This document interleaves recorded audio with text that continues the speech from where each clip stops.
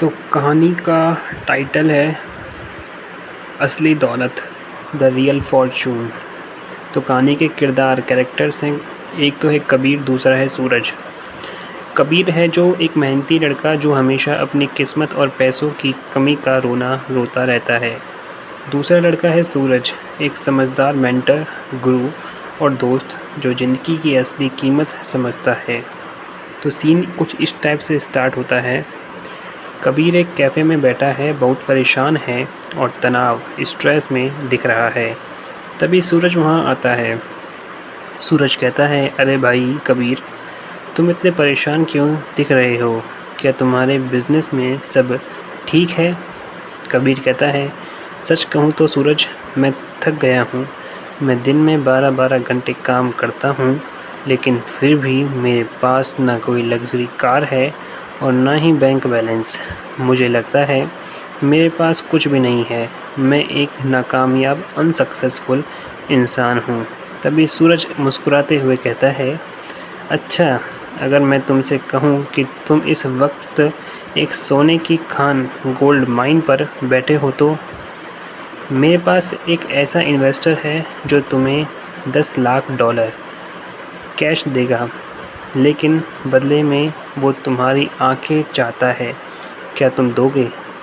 तो कबीर हैरत से कहता है, ये कैसे पागलपन वाली बात है? अगर मेरे आंखें नहीं होंगी तो मैं अपने परिवार को कैसे देखूंगा, अपनी कंपनी कैसे चलाऊंगा? बिल्कुल नहीं। तो सूरज कहता है, ठीक है, तो चलो, वो इन्वेस्टर तुम्हें $20 लाख देने को तैयार है, लेकिन बदले में वो तुम्हारे हाथ चाहता है।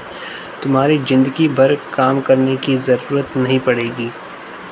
तो कबीर कहता है, बस करो सूरज, बिना हाथों के मैं ना टाइप कर पाऊँगा, ना गाड़ी चला पाऊँगा और ना ही अपने हाथों से खाना खा पाऊँगा। ऐसे पैसे का क्या फ़ायदा जब मैं कुछ कर ही नहीं पाऊँगा। तो सूरज कहता है, एक आखिरी ऑफ़र, वो इन्वेस्टर तुम्हें $50 लाख देगा, तुम्हारी सेहत, हेल्थ और तुम्हारी टांगे के बदले। तुम अमीर तो हो जाओगे, लेकिन हमेशा के लिए बिस्तर पर पड़े रहोगे। क्या मंजूर है?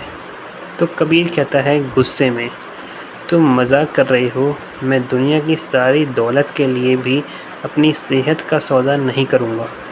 तो सूरज कहता है शांति से, बिल्कुल सही मेरे दोस्त, अभी तुमने खुद माना कि तुम्हारे पास ऐसी चीज़ें हैं जिनकी कीमत करोड़ों में भी नहीं है और तुम उन्हें बेचने को तैयार नहीं हो। तो फिर तुम्हें ये कैसे कहा कि तुम्हारे पास कुछ नहीं है? तो कबीर कहता है खामोशी से, मैंने कभी इस बारे में ऐसा सोचा ही नहीं था। तो सूरज कहता है, ज़िंदगी और बिज़नेस में तुम्हारी सबसे बड़ी संपत्ति, एसेट्स, तुम्हारी सेहत, तुम्हारा दिमाग और तुम्हारा समय है। अगर तुम्हारे पास ये है तो तुम पहले से ही अमीर हो। अब इन्हीं चीज़ों का इस्तेमाल करके वो ज़िंदगी बनाओ जो तुम चाहते हो। तो आपने कहानी का शीर्षक मोरल क्या है?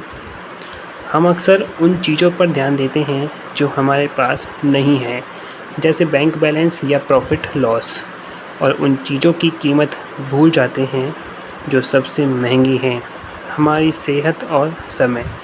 एक कामयाब करियर के लिए शुक्रगुजार होना, ग्रेटिट्यूड सबसे बड़ा आधार है।